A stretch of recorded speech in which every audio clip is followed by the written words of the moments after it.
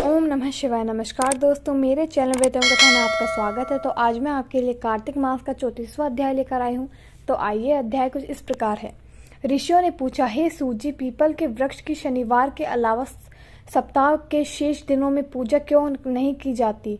सूजी बोले, हे ऋषियों, समुद्र मंथन करने से देवताओं को जो रत्न प्राप्त हुए, उनमें से देवताओं ने लक्ष्मी और कौस्तुभमणि भगवान विष्णु को समर्पित कर दी थी।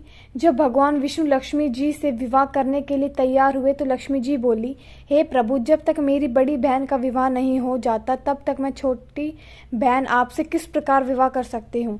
इसलिए आप पहले मेरी बड़ी बहन का विवाह करा दें, उसके बाद आप मुझसे विवाह कीजिए। यही नियम है जो प्राचीन काल से चला आ रहा है। सूजी ने कहा, लक्ष्मी जी के मुख से ऐसे वचन सुनकर भगवान विष्णु ने लक्ष्मी जी की बड़ी बहन का विवाह उद्दालक ऋषि के साथ संपन्न करा दिया। लक्ष्मी जी की बड़ी बहन लक्ष्मी जी बड़ी कुरूप थी। उसका मुख बड़ा दांत चमकते हुए, उसकी देह वृद्धा की भांति, नेत्र बड़े बड़े और बाल रूखे थे। भगवान विष्णु द्वारा आग्रह किए जाने पर ऋषि उद्दालक उससे विवाह करके उसे वेद मंत्रों की ध्वनि से गूंजाते हुए अपने आश्रम ले आए। वेद ध्वनि से गूंजती हवन के पवित्र धुएं से सुगंधित उस ऋषि के सुंदर आश्रम को देखकर लक्ष्मी को बहुत दुख हुआ। वह महर्षि उद्दालक से बोली, क्योंकि इस आश्रम में वेद ध्वनि गूंज रही है, इसलिए यह स्थान मेरे रहने योग्य नहीं है, इसलिए आप मुझे यंत्र ले चलिए। उसकी बात सुनकर महर्षि उद्दालक बोले, तुम यहाँ क्यों नहीं रह सकती और तुम्हारे रहने योग्य अन्य कौन सा स्थान है, वह भी मुझे बताओ। लक्ष्मी बोली, स्थान पर वेद की ध्वनि होती हो, अतिथियों का आदर सत्कार किया जाता हो, यज्ञ आदि होते हो, ऐसे स्थान पर मैं नहीं रह सकती। जिस स्थान पर पति पत्नी आपस में प्रेम से रहते हो, पितरों के निमित्त यज्ञ होते हो, देवताओं की पूजा होती हो, उस स्थान पर भी मैं नहीं रह सकती।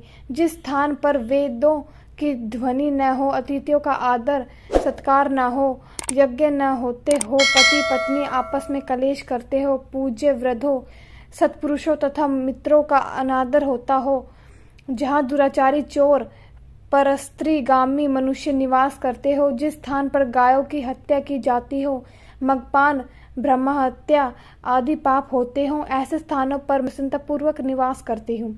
सूजी बोले, लक्ष्मी के मुख से इस प्रकार के वचन सुनकर उद्दालक का मन खिन्न हो गया।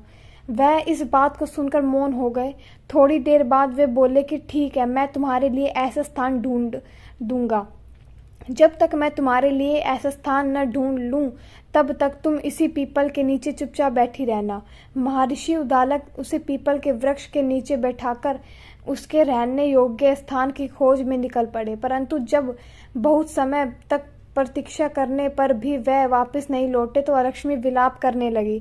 जब वैकुंठ में बैठी लक्ष्मी जी ने अपनी बहन लक्ष्मी का विलाप सुना तो वह व्याकुल हो गई। वह दुखी होकर भगवान विष्णु से बोली, हे प्रभु, मेरी बड़ी बहन पति द्वारा त्यागे जाने पर अत्यंत दुखी है।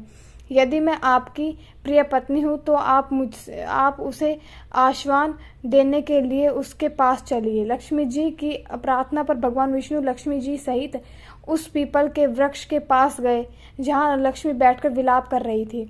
उसको आश्वासन देने हेतु भगवान विष्णु बोले, हे लक्ष्मी, तुम इसी पीपल के वृक्ष की जड़ में सदैव के लिए निवास करो, क्योंकि इसकी उत्पत्ति मेरे ही अंश से हुई है और इसमें सदैव मेरा ही निवास रहता है। प्रत्येक वर्ष गृहस्थ लोग तुम्हारी पूजा करेंगे और उन्हीं के घर में तुम्हारी छोटी बहन का वास होगा।